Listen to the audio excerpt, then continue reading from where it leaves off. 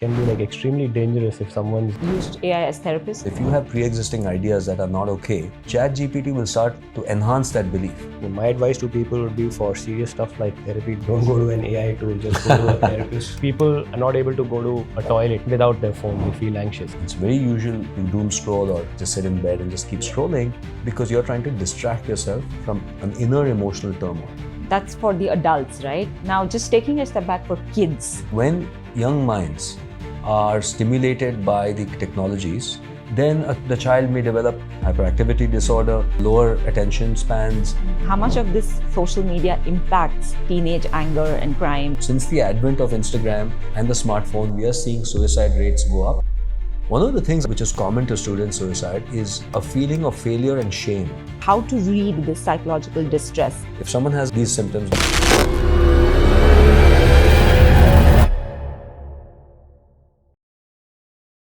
and I think if I think about therapy, which is similar in some ways to training, right? In that you're doing individual work, you have to be empathic, you have to understand the person. I think what I'm seeing, right, with ChatGPT, it has commoditized empathy, or at least the mimicry of empathy.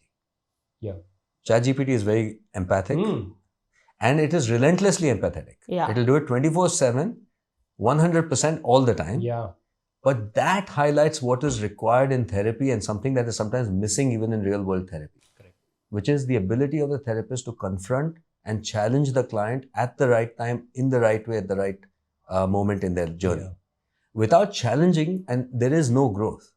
And ChatGPT is scared to challenge. And you know, I'm sure they programmed it that way because challenging is an art form, right? You don't want to say something that can hurt somebody. Someone, yeah. At the same time, unless you shift pre-existing patterns, there is no growth and transformation. So what do we see about ChatGPT, which is what people loved about the previous model? I think they toned it down in this model. And I personally, I don't know if you, I was interacting with ChatGPT 4.0 and now 5.0 came out. 4.0 was full on sycophantic, that kind of friend that, is overdoing the sugar and the syrupy. I mean, whatever question you ask ChatGPT 4.0, it would be like, wow, firstly, that's an amazing question. Nobody's ever in the history of the world asked such an unbelievable question, such surgical precision. It would use words like that. And, obviously we knew it was not real. And yet, look at Reddit and conversations I've been following. Many people miss the great friend they had in ChatGPT 4.0. Oh. Because 5.0 is a little more, okay, let me just answer your question. So the funny thing is, we know this is a machine. We know that Sam Altman and his guys reprogrammed it, and yet we miss what it was doing, for us.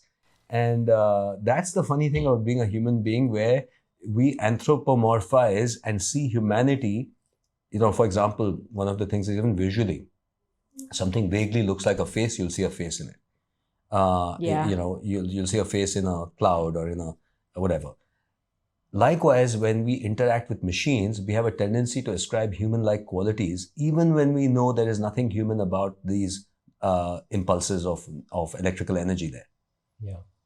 And, I can tell you historically, in 1960, around 1962, in MIT, a professor created a chatbot called Eliza. And I remember trying it early on, long before I became a psychiatrist. Mm-hmm. And Eliza was the most simple program. I don't know much about programming, but I'm told it's a very simple program to write. And they had something called a doctor script in that. Oh. And in that script, they mimic what we call Rogerian humanistic psychotherapy, which, by the way, has been shown to be extremely effective in therapy. Rogerian, in the classical form, named after the therapist Carl Rogers, who was a famous therapist in America, and he came up with what he called humanistic psychotherapy, and particularly what he talked about as the pillars of the psychotherapy was non-judgmental acceptance of the client. Complete non-judgmental acceptance with curiosity about a person, that degree of empathy, holding space as it were, that itself is not solutions that we give often in therapy. This space creates healing. Because one of the, I think many human beings, maybe most human beings, but certainly a large number of human beings really crave and have not fully felt completely seen, understood, accepted. It's rare to find that. Maybe 1 or 2 relationships in our lives may have that, but it's very rare for many human beings to feel that. And in therapy, the healing occurs at a profound level, not because of what we say, but because of a therapist's ability to connect with a client, to rewire the deepest parts of their brain. They needed to feel understood, accepted, mirrored, as we say, and held long ago, usually when they were children. And so it's a profoundly healing experience to feel that. And you can get that through parents, you can get that through profoundly good love, you could get it through religion, through God, through spirituality, through exercise. There are many ways in which you can feel this, but therapy is one of the ways we do that. And linguistically, what does that mean? It often means me, unlike what I'm doing now, which is talking a lot, listening more, hearing, reflecting, and being very present with full, deep acceptance. It has to be genuine. Okay. Now, this is transformative. We know data tells us that therapeutic alliance, the relationship created in the room, the professional alliance between therapist and client, is the single biggest predictive factor of healing in therapy. Not the school of psychotherapy, not the solutions you give them, not the insights, not even how much qualifications perhaps, because even that, without this therapeutic alliance, there is nothing here. Now, what does that say? The point is, if ChatGPT is to work as a therapist, it has to be able to create therapeutic alliance. And there, many times, to create the illusion of alliance, at least as it were, it doesn't need much language. In fact, that was Eliza, as I was saying, which was just asking simple questions. Like, Shway, if you said, you can say, I can say as Eliza, I would say, hi, Shway, how are you? And you would say, for example, I'm doing great, thank you. How are you? I'm good. Tell me what's on your mind. So, simple question. Now you'll say something. The Eliza will just repeat, reflect, and ask one basic question. What happened then was people, including the creator's own secretary, became convinced that this is human in a way. In the 60s. And so recently, when we are seeing people interacting with ChatGPT, this is a much more that on steroids now. It can now talk a lot more. And if we thought that was human, it's called the Eliza effect, by the way, the tendency of humans to think of machines as human. That's still called the Eliza effect in some circles. The Eliza effect, if how much more profound is it with ChatGPT? Have you guys, you haven't used ChatGPT like that at all to talk about anything? No. You haven't tried that? No. I have myself, because I wanted to explore what it's like. Nice. And? Well, so as I was saying, firstly, empathy is great, but it pointed to the hazards of empathy without challenge. And that was the reason why there have been certain cases, as you know, where people attributed psychotic breaks and even suicide to their interaction with ChatGPT. Because what happens is, if you have pre-existing ideas that are not okay, ChatGPT will start, sometimes there's a danger, perhaps often, unless they've tweaked the code, to enhance that belief. A therapist will empathize where you are, but if they see you're not in touch with reality, they're not going to corroborate that and keep feeding that. So if someone comes with psychosis, let's say, and they say something like, you have a paranoid delusion, for example, which happens in certain illnesses where you think someone's out to get you or someone's trying to harm you, you talk to ChatGPT and you say, look, I think so-and-so, the world is out to get me, or so-and-so person. They'll say, oh, really? It's quite possible. And tell me more. And they'll say, well, I think they put a camera in my house and I'm being bugged and they can hear my thoughts. Now, at this point, any therapist, psychiatrist would know that someone is suffering from some illness, and we tread carefully. ChatGPT, in an effort to be empathic, will start feeding that slowly. It's a slippery slope. Initially it won't say that's true, but it will validate some parts of this. And so you co-create a belief system with ChatGPT where it can feed a delusion, feed a personality disorder, feed grandiosity in people who are suffering from certain illnesses which create grandiosity.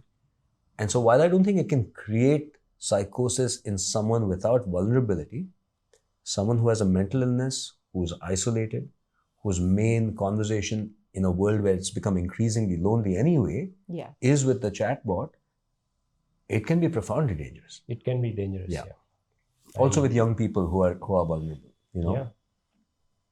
Fully agree. It can be extremely dangerous if someone's already Correct. predisposed to a condition like that. Correct. Exactly. And ChatGPT sort of re-emphasizes. Which is probably what happened in these cases. Yeah. Unfortunately.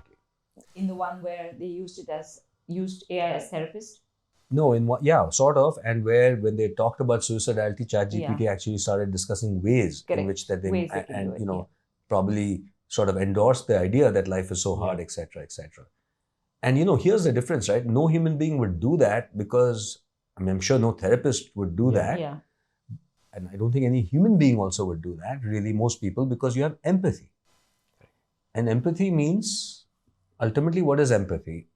Empathy comes from the Latin pathos, which means to suffer with. That if I'm empathic, it's not pity, it's not sympathy. Yeah. It means I'm feeling your pain. Yeah. I feel your suffering. But the machine doesn't have feelings, so it can't suffer, It's not gonna, it was never born, it's never gonna die, it's never gonna have loss, it's never a victim to the same thing that every human being goes through. So when a human being empathizes, it means something different from when a machine, mimics empathy. So Yeah. I think my advice to people would be for serious stuff like therapy, don't go to an AI tool, just go to a therapist who you can, build that trust and rapport with. That's my serious recommendation. But of course, AI is coming after most of the things out there, and the responsibility is on all of us to make the right kind of decisions for ourselves. correct. Yeah, I think let's get to let's change gears a little bit, and something that's been on my mind, something that's like impacting pretty much everyone that we see around. I came across this term called nomophobia. Basically, anxiety of just going anywhere else without your phone. No mobile phone phobia. No mobile phone phobia. Basically, like people are not able to go to a toilet Right. without their phone. They feel anxious. They can't definitely go out for a walk without their mobile phone. The first thing that they do upon wake up is check for maybe WhatsApp messages or Instagram notifications or whatever. Like those things can wait, maybe another 1 or 2 hours, but the brain's wired like that. Yeah. What's the downside of this, in your opinion? Of nomophobia? Yes. Is there an upside? I don't know. Well, it's life. No, I'm just saying, because I'll tell you what, this is also not new. Like in the olden days when mobile phone was not like the way it is right now, people would carry their newspapers to the toilet. And right now they're carrying their phones. Maybe they're using their phones to consume news or whatever. But it's essentially the same thing. So not much has changed. It's just the medium, right? Yeah, but the medium, as they say, is the message. Meaning when the medium changes, it profoundly alters how we interact with it and how it shapes our identity. So while the newspaper or the television, and every time some new technology comes, obviously society goes nuts for a while, and people always will say, look, that technology is going to destroy society. Yeah. But society adapts to the new technology. The question is that adaptation ultimately healthy or not healthy? Now, mobile phone and internet, and now with AI, is undoubtedly, a next level of transformative technologies in the way they're shaping us, in the way we're interacting with them. So nomophobia means, and it's not a real diagnosis, it's not a psychiatric disorder. I just want to make that clear. Yeah. And I just, actually, I want to underline that in my field, there's a tendency to just, you see certain symptoms and you give it a Latin name and you call it a disorder. Because the roots of psychiatry are fundamentally, the science is still evolving. We are the only medical field that currently mainly diagnoses on the basis of symptoms, not underlying disease. Other medical illnesses are very different. Yeah. And I think it's important for our listeners to understand this, because what I see today is, because people appreciate science, they have not understood what is the scientific basis of psychiatry, and they start leaning on those labels as if they are the same thing as a diagnosis in physical medicine. So if I make a diagnosis in physical medicine saying, hey, you have diabetes, that is replicable and 100% defined. What does diabetes mean? It means a blood sugar of XYZ 126 above is called diabetes. Hemoglobin A1C of this much is called diabetes. Very clear. There's a biological a gold standard here that I can measure. And therefore, diabetes doesn't mean the symptoms of diabetes. You know that two diabetics can come with very different symptoms. One may have no symptoms. Another may present with kidney failure. Another may come with polyuria, polydipsia, whatever. So there are countless symptoms of the same disease. So imagine in physical medicine, if the way I diagnosed was based on symptoms, they'd have 10 different diseases based on diabetes alone. One guy I'd call thirsty type of disease. Another I'd call weight loss type. Another I'd call countless, right? So Conversely, the different diseases can cause the same symptom. We know that. Yeah. Someone comes with fatigue. It could be viral. It could be cancer. It could be psychiatric. It could be vitamin. 101 things. Yeah. So now we understand that psychiatry is a very different place scientifically from physical medicine. And by the way, I specialize in both internal medicine and psychiatry, which is an unusual combination. Doctors have to select one or the other usually. And when you study and you start working both as in internal medicine, treating cardiovascular disease, diabetes, hypertension, and on this side, you're a psychiatrist treating depression, anxiety, you understand the science is so different, but the public, the patient does not understand. They think that the science is equally evolved in both. It's not. So coming back to this, what is a diagnosis in psychiatry? Right now, where we are in the sciences, guys, let's figure out what's going on in the brain, what's going on in the body. For now, we know that certain people get, for example, sadness, low appetite, low energy, which we will call major depressive disorder. And now we will study whether there are subtypes, etc. There's something called bipolar, there's something called anxiety. So while the science is like that, it opens up, and there's a saying I love for my field, which is, where facts are few, experts are many. Where the science is weak, people will jump in with pseudoscience. Yeah. So here's the deal. Firstly, the meta point here is, sure, we'll talk about nomophobia because it is a symptoms we are seeing, but it's not a separate disorder. One person with nomophobia may have a separate underlying issue, and another person with nomophobia may have a different underlying issue. Yeah. But, okay, so we digressed a bit. But coming back to this situation where we do see, and surveys tell us that if we define nomophobia for the sake of this discussion as a fear of not being near our phones, almost everybody has a degree of nomophobia when they're separated from their phone. If I take away your phone or my phone and I don't get it back, we're not going to be chilling and not doing anything about it. Yeah. We're going to find a SIM card soon. We're going to find our phone. We're going to retrieve it. Yes. It's not a disorder. It is a pointer to how wedded our sense of connection, commerce, and sense of safety and community have become wedded to the phone. It is how our technology has evolved today, where unlike the newspaper, unlike the TV set, a lot of our territory through which we engage with life is through the phone, and without which it's impossible to navigate. I've traveled to hotels where you can't check in without the phone. Yeah. In fact, I don't think now in any hotel anywhere in the world, you can't board a flight without your phone. Yeah. You can't Exactly. probably buy. No one has cash. Talk to our loved ones. We know what, everybody knows that. Yeah. Therefore, it's not anxiety. It's where our society and technology has come from. Yeah. Having said that, within this, there are subtypes. There are some who will experience tremendous anxiety and some who will experience what we would call normal.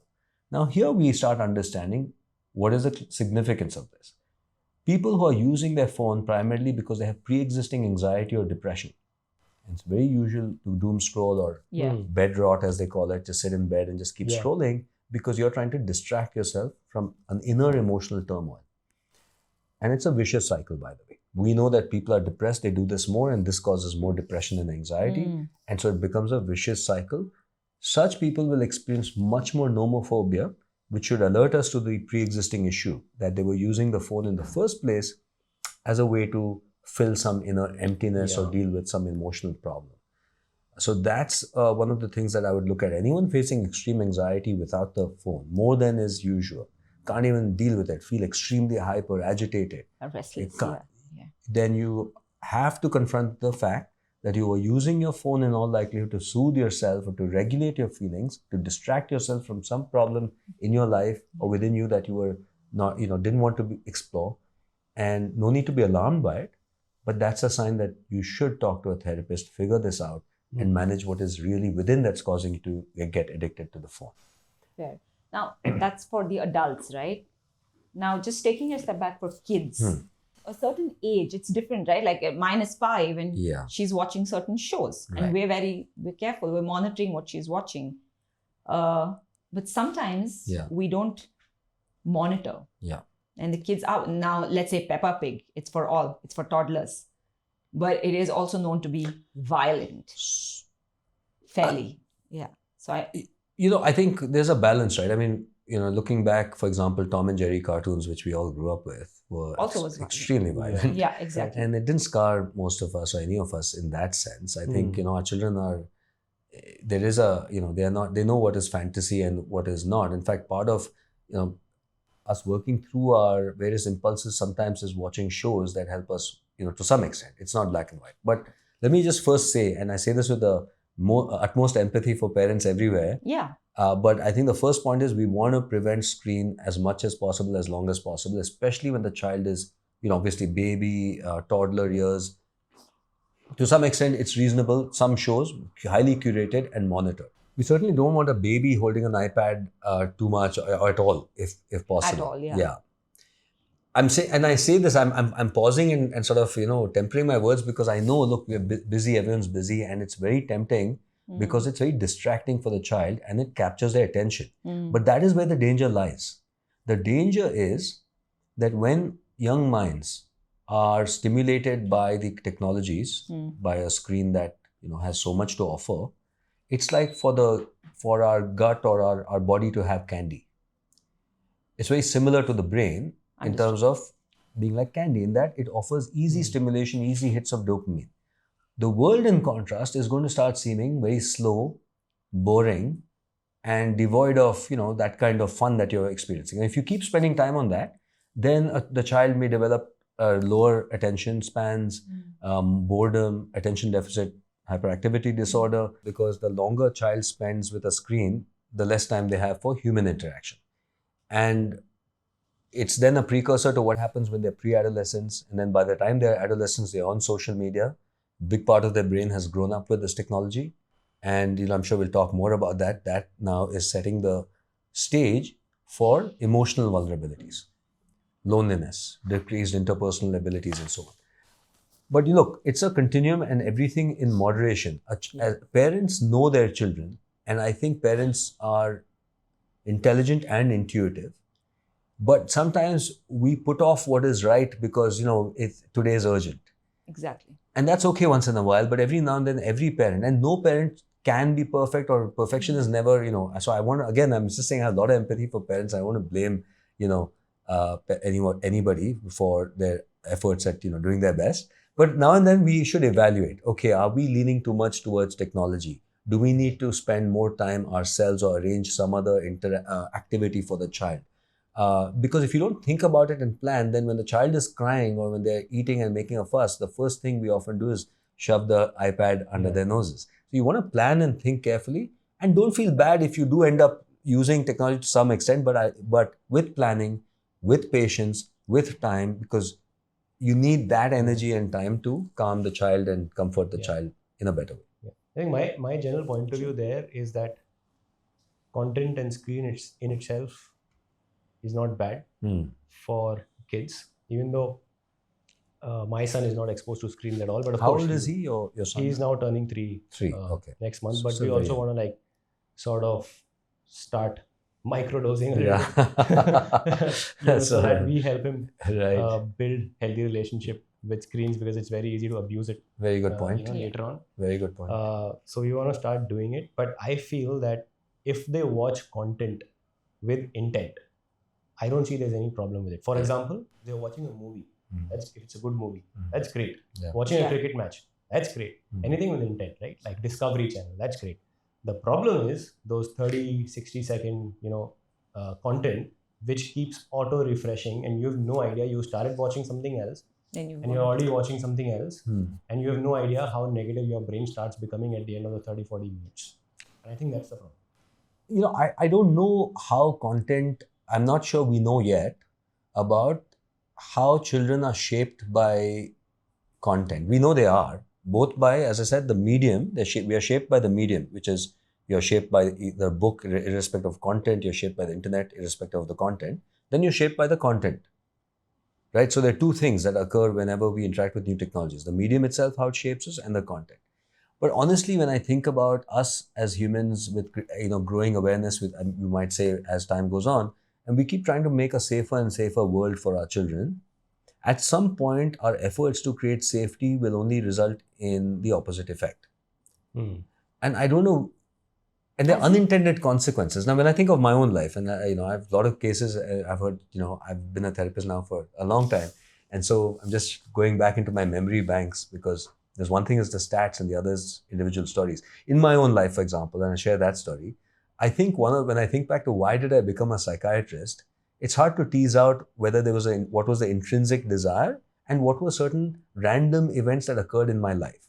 One random event that occurred in my life was I watched a profoundly inappropriate movie at age 7. My parents, at 70s, late 70s, whatever, they didn't think about what's appropriate for the child. I still remember the name of this movie. It was called, I think something like You Were Never Promised a Rose Garden. I might not be, something like that. Anyway, the movie is quite famous, I think. I went to that movie and later I Googled it some time back because I kept thinking about that movie because it profoundly made me wonder about mental health. That movie was about a lady who gets admitted to a mental institution and has hallucinations and is profoundly disturbing for a 7-year-old. Today's world, I would not have been allowed into the movie theater and we would have said, hey parents, what are you doing? But honestly, when I look back, as disturbing it was to my 7-year-old mind, I was so curious about what was going on in her mind for her to have these hallucinations that I think years later, it was one of the reasons I eventually became a psychiatrist. Wow. Now, another child may have reacted very differently to that movie, right? Yeah, so exactly. I don't so know, but it stands out in my mind as if that movie hadn't happened, maybe another movie would have. But that's what I'm saying. How do so, for example, and we know that some degree of, and I'm moving away from technology now into the larger concept of how do we raise kids and how much stress. What is the role of stress in growth and resilience? That's one way of understanding it. Because what we are seeing today is that there's more fragility in the world, emotionally, interpersonally. We are seeing that younger people, and this is a generalization, many exceptions, but if you look at sort of overarching, you get the sense that, and data tells us that they are more sensitive to rejection, to criticism, and to adverse events. If you go back in time, you see that human beings in general were more stoic, better at dealing with adverse events. So when we try to raise, which we should, I'm not advising by any stretch of the imagination that we want to give adversity to our children, but I am saying that the human being is strange, and the analogy to me is in physics, in the body. We know, for example, in the United States of America, children have very weird immune systems where they can die of a peanut allergy. In our country, you introduce a peanut into the room, nobody is going to die. Yeah. But you introduce a peanut, it's just a peanut. For Indians, when the first time they hear of peanut allergy, until recently, now times may have changed and I'll tell you why, but we would be aghast at the idea that peanuts can be so deadly. True. Why do they have peanut allergy? Because they live in hyper clean environments. There's a lot of data to say when a child is raised amidst a little dirt, a dog, for example, families in the United States which have dogs in their house will have less peanut allergy. Wow. They'll have less eczema, less asthma. Amazing. So just like you need antigens to train the immune system, the mind also needs some amount of antigens, and too much of stress-free relaxation, getting everything you want and no adversity will leave the child unprepared for the reality is that life will have difficulties and adversities for sure. Interesting. Yeah. Agree. Interesting. But yeah, I mean, today, if you notice, I mean, it's too soon for us to say, but because our kids are really small, but we're really literally giving everything. Like it's just there. Yeah. Very privileged. Yeah. Like this. And, I feel like creative industry and artists may be reduced over time. You need a certain, a lot of, this is the funny thing about the duality of life. There's always the other side. You try to balance this side. Every generation tries to heal what they didn't get in the previous generation. Then they overbalance on the other side. And then on and on we go as human beings. Yes. What do you think? How much of this social media impacts teenage anger and teenage crime? And just before this, Rishabh was talking about that fight between two teenage kids, and one of them... It's a very, very recent case where an altercation... One of them stabbed the other or something. Yeah. I think that social media is a factor, but it is being made a scapegoat for these problems, because as much as social media, it is the kind of society that the person is a part of, and whatever they're going through in that society, that amplifies the effects of social media. Meaning that the West is blaming social media when their family structures have broken down, when communities have broken down, when these children who are hurt by social media are in fact primarily hurt by the absence of community and support, and a culture that, for example, there can be profound alienation in school for a lot of these children. So I guess what I'm saying is, it's easy to blame social media or indeed any one factor without looking at the structural issues in that society that are causing the problem. So, for example, in that show Adolescence, sure, the implicit idea in that whole thing was that somehow the content was what shaped this boy. It sounded like. And definitely content is a profound shaping force for young people, like we discussed. But I think we have to look at the vulnerabilities of the individual concerned and try to fix things that are, for example, how much time is the child getting from adults in charge? What kind of self-esteem is being built through those adult interactions? How is emotions being handled in the family and in the school?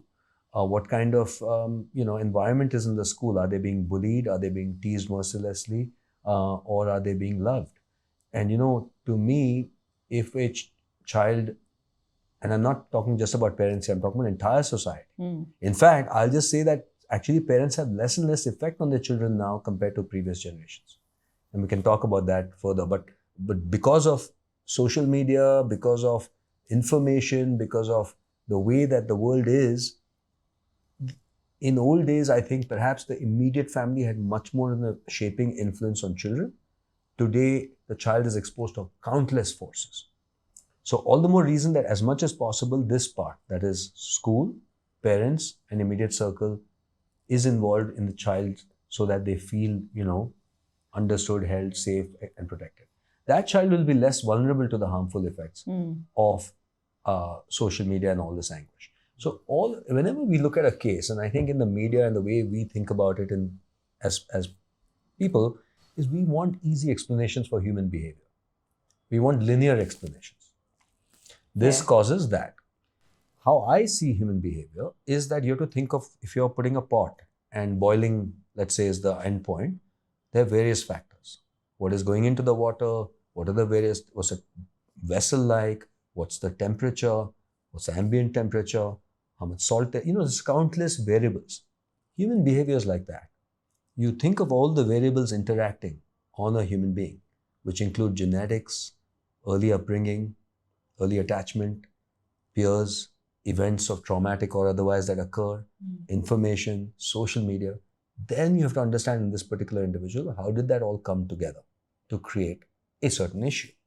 Worst cases or best cases, either way. So I know for social media, I feel like this is where, when I talk about it, I'd love to give a direct, I wonder if sometimes, this is a problem, because this is the reality that, that you have to consider multiple factors in this. But let's say that all things being equal, then of course the kind of content you're exposed to does affect you.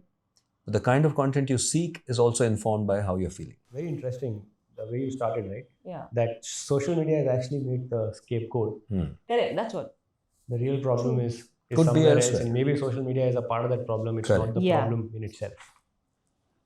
Okay. Of course, I think much has been talked about it, and about the harmful effects of social media. There's no doubt about that too, right?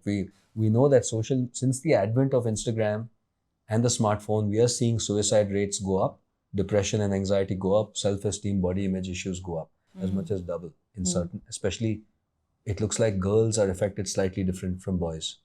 Girls seem to be affected, particularly in these early years of 11 to 13. Okay. Boys start getting affected more from 14 to 16, it looks like. Got it. Of course, you're affected right through, but I'm just saying these, because at that time, the adolescent is normally very dependent on peer connection and what they think of them. That's normal.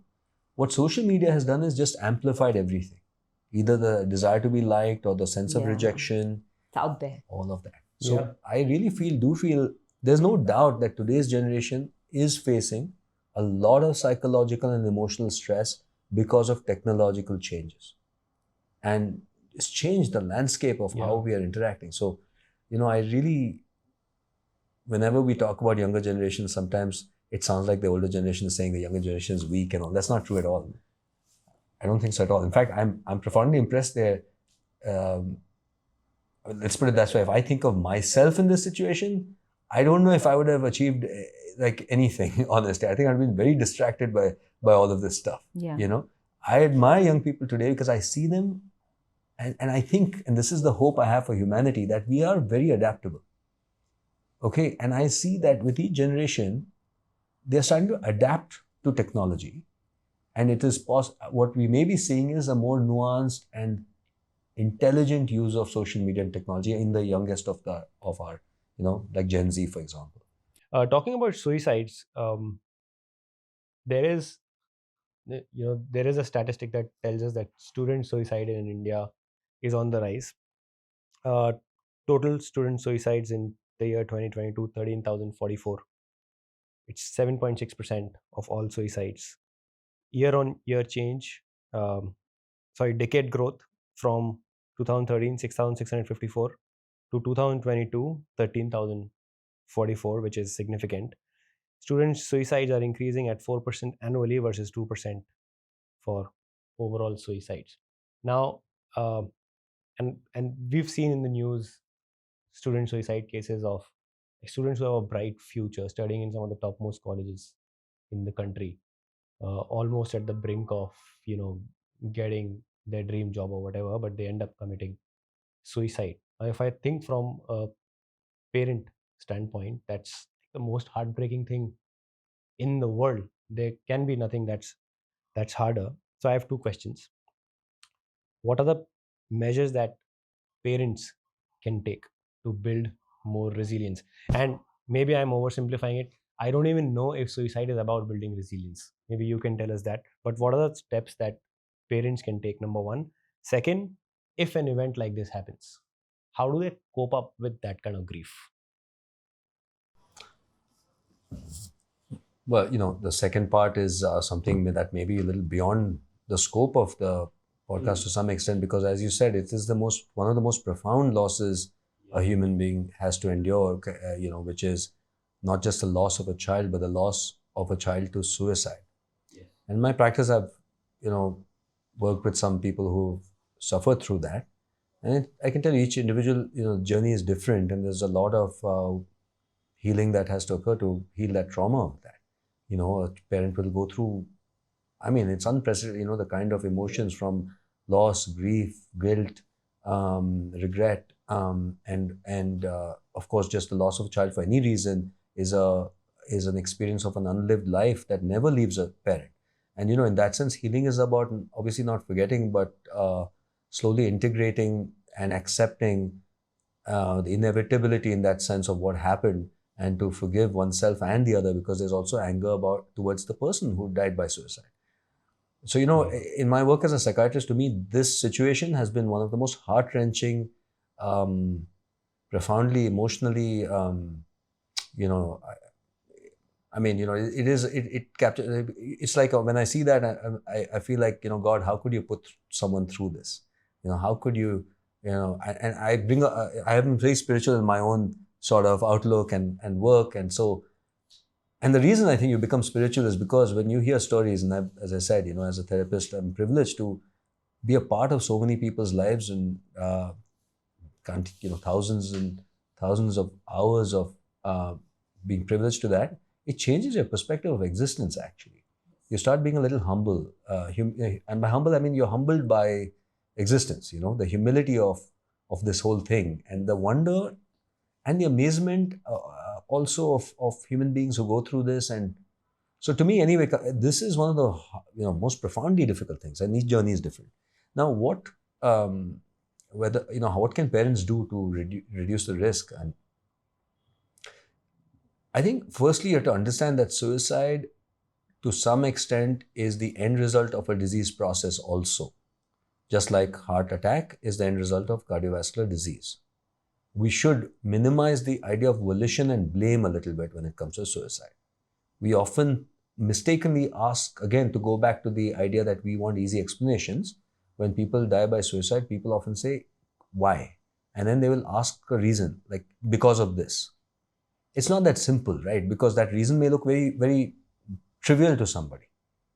I mean, newspaper reports are replete with, they'll talk about, oh, this person died because the mother shouted, or because some car hit something very small, they'll say. But that wasn't really the cause. That may have been the last straw, the final thing. But the real cause was, again, ultimately whatever was going on in this person's mind. Let's talk about what happens in a person's mind, in this unfortunate situation where a human being dies by suicide. And again, to zoom out and to understand it at an existential level, no other animal dies by suicide as far as we've seen. There are millions of animal species on this planet. No other animal in the wild dies by suicide. There have been rare reports and very questionable reports of some dogs starving themselves to death in the face of trauma or loss. Okay, but it's rampant in the human population. So that itself asks you this. You start asking this question: what is this? It's a very weird thing for an animal to kill oneself, because our genes are all about survival. Now, when they did studies about suicide, and there are lots of, this whole field in psychiatry called suicidology, where we go deeper into this subject. And I'll talk about a few different kind of learnings from this. One was a famous study they did at the Golden Gate Bridge in California, which is unfortunately a famous place where people die by suicide. They jump off the Golden Gate Bridge. And in one study, they interviewed survivors who happened to survive when they jumped. Not everyone died. And in that, they found that most people, if not all people, almost all people had some degree of conflict and ambivalence about dying. And some of them, a significant, about 50% of them, by the time they were falling, they didn't want to die. One thing to understand is that many times suicidality is a passing phenomenon, a passing feeling. In India particularly, we are finding that 50% of cases or 60% of cases may be quite impulsive in that way. That for a day, for 2 days, they're feeling like it's, Now, what is happening internally, as I said, there's always ambivalence, but it is not so much a desire to die as much as a desire to kill the pain. Yeah. If that makes sense. You want to kill the pain. You want to stop hurting. Life has become so unbearably painful for this individual that the only recourse your mind can think about, because if they feel so much pain now, they often also feel life will continue to be like this, and there is zero way out of this. And the reason is because when emotions are like this, because of either depression, anxiety, a mental health problem, or profound stress with an inability to cope, the mind gets into what we call cognitive constriction, which is it reduces the amount of possibilities it sees. So it feels there is no possibility. Now you're in pain. And so the only logical thing for this person in that sense, it's not logical to us because we understand they'll get better. But for them, they feel this pain is so profound, they die. Now, what is the nature of pain in this individual? How can we prevent it? How to heal it is the question. There are subtypes, right? Some people, as I said, 50% of people would have had a diagnosable mental health disorder, like depression or anxiety or OCD, usually depression or anxiety, sometimes bipolar disorder, sometimes a severe mental illness. There, as a society and as parents, as teachers, we have to be aware of the signs of mental health issues and try to get this, not try to, but really encourage, to them to get mental health support. Now for the others, as a society, as parents, as a school, and as a larger society, because I think parents only a small part of this these days, is that we need to change our sense of self-worth and the ways it is attached to achievement and success and external metrics of success. One of the things I think which is common to student suicide is a feeling of failure and shame. That if I don't get into IIT or I don't make it, then I am nothing. My life is nothing and I am nothing. Not just my life, I am nothing. I am zero value. I have no value in this world. And the reason, unfortunately, is because a lot of times the implicit message they've got is that, yes, your life completely depends on you cracking IIT. And that is a mythology, and everyone's been shouting it from the rooftops, I know, but if anyone's listening, and who believes that there is one make or break event in your life, it is not true at all. It feels like that. I understand it. because you've been conditioned like that for 10 years now, from the time you were young, that ek din, I'm going to get into IIT and life will be solved. I thought that about medical school, by the way, that I'll get into medical college, it's all good from there on. No, the life journey just started, So there's so many ways to success. There's so many ways to happiness, but because there's conditioning and the person's temperament also, and maybe depression, so many things, it is ultimately the self feels totally destroyed without that outcome. When the self is destroyed without the outcome, the self then says, I'm not going to live now. So we have to both prevent it from messaging that, awesome, achieve all that you can, great that you want to join IIT, go for it. But always never judge yourself on the basis of results and outcomes. That's so important to make them feel that. And of course, anytime there's any kind of concern, sleep is not going well, and not just I'm talking about studying, but you see this person is really can't even sleep, irritability, withdrawal, using substances more, using cell phone more, any vague talk about suicide, these things should be taken seriously. Yeah, exactly. But no, on that note, can you teach us a little bit on how to read this psychological distress? What are the signs that a person should look for, either as a family member or as a friend or as a colleague? First, look for any changes in the pattern of behavior. Any usual pattern of behavior, how they usually show up, should alert you that something is going on. And even if it's more than a week to 2 weeks, you should take it seriously. It doesn't have to be extending for months and months. In fact, the threshold for psychiatric diagnosis like depression is 2 weeks. If someone has a symptom for 2 weeks, these symptoms, low mood, lack of sleep, etc., these few symptoms that we look at, we call it major depressive disorder. Whereas in the community, people go through it for months and years before. Yeah. So the threshold should be like a fever. How long before a colleague has a headache or a fever before you say, hey, something's up? Yeah. Same thing.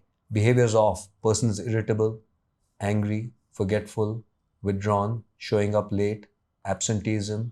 In work, I'm talking about now. Not doing their work, memory issues, communication changes. Interpersonally, as a friend, also similar things. Person is not patient, or they're looking withdrawn. Their clothing might change sometimes in terms of not taking care of themselves. Colors actually sometimes, rarely, but that can be a thing. Yeah. In bipolar disorder, we do see an association, by the way, that for many people, when there's a high mood, you pick bright colors. When there's a low mood, you pick grays, blacks, and neutral colors. So there's an interesting interaction between mood and color. But anyway, so appetite changes, usually decreased appetite, but could be increased appetite. Difficulty falling asleep, not being able to stay asleep, waking up feeling tired, memory issues, and then either feeling extremely anxious or extremely sad, feeling inappropriately guilty, and then hopelessness and helplessness.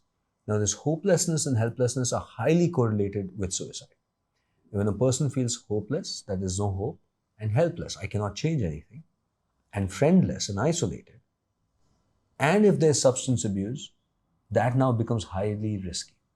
And by the way, demographically, what we know is that women attempt suicide twice as often as men, but men die by suicide 2 to 2.5 times as often as women.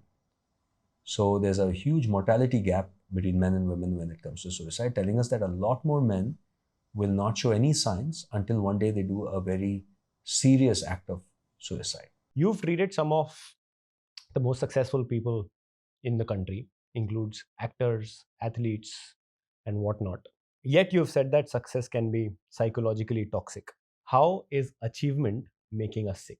So when you look at what everybody is striving for, they're striving for two things that may seem contradictory. One is success, two is peace of mind. If you ask people what is the ideal life, they'd say, I want to be very successful and get all the benefits of success, which includes impact, money, power, social approval, whatever else is attached to that, meaning, purpose, etc. And they want peace of mind. Now, peace of mind also includes time away from doing achievement-oriented things, right? It could mean time for sleep, to nurture your health, to nurture relationships, to nurture hobbies that are not necessarily career, have an impact on your career.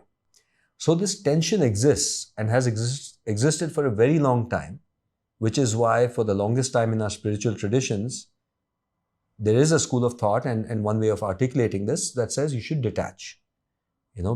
Go to the forest, let go of everything, and you will find peace. And a lot of people fantasize about that. Maybe most of us do at some level or the other. Occasionally you think about all the noise, all the problems, all this striving. Do I really want to strive or just be relaxed and just chill?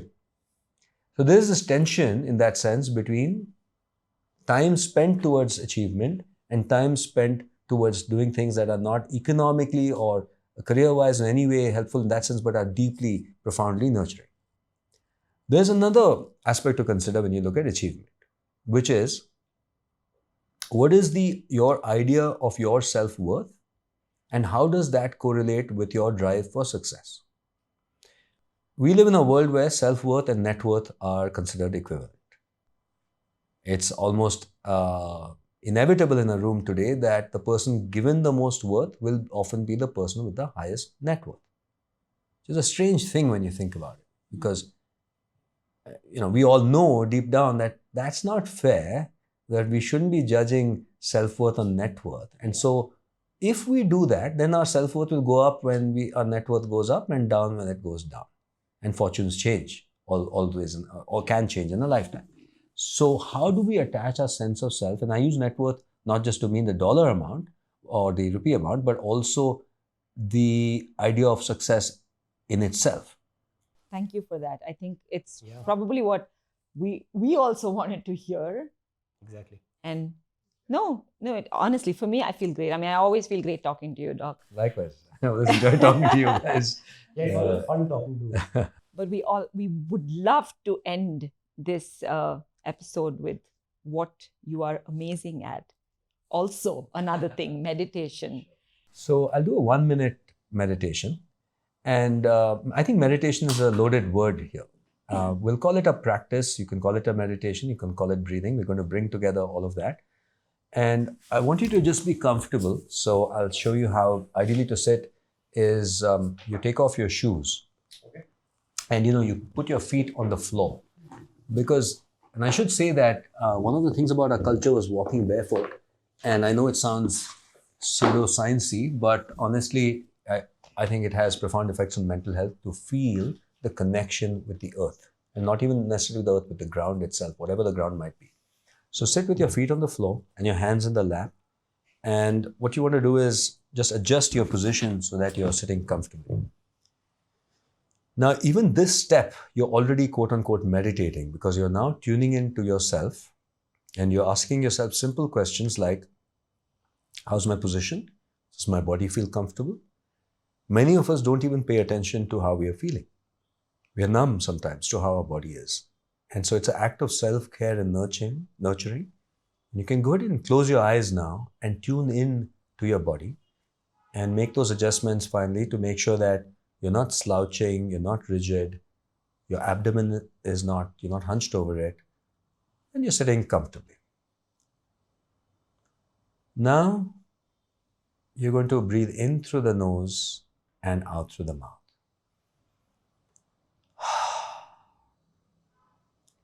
Now, our usual patterns of breathing may continue here, and when we are stressed, when we breathe in, or when we're trying too hard, when we breathe in, we lift our shoulders up and our chest up. Now here, I want us to drop that and to really allow the body to take the air in. And what does that mean? That means when you breathe in, your abdomen will expand and there will not be that much movement of your chest, your thorax, your shoulder. But you're not freezing, you're allowing it to be free. Breathe in through the nose and opening your mouth, let the air out of your mouth.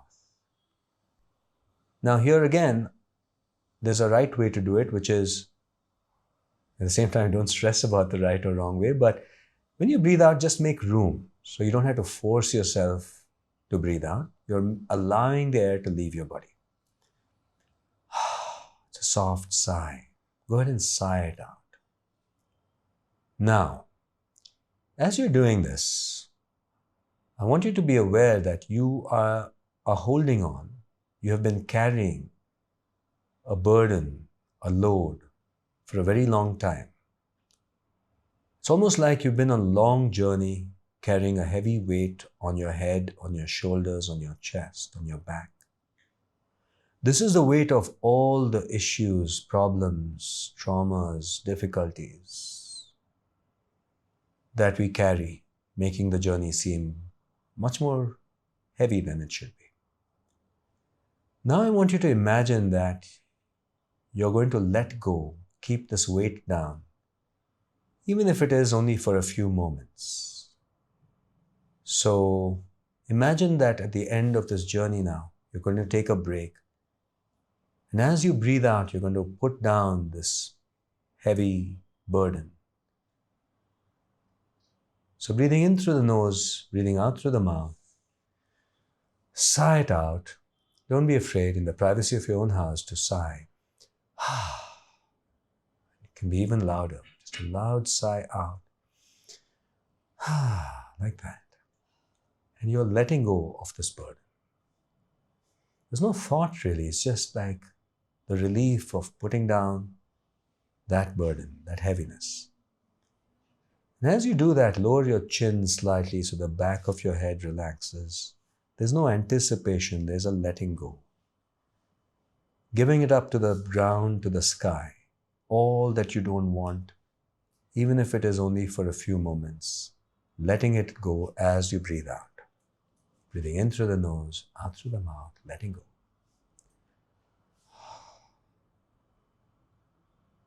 Letting go of all that heaviness. It's like the ground, the earth, the sky will receive this for you. You can drop all effort in this moment.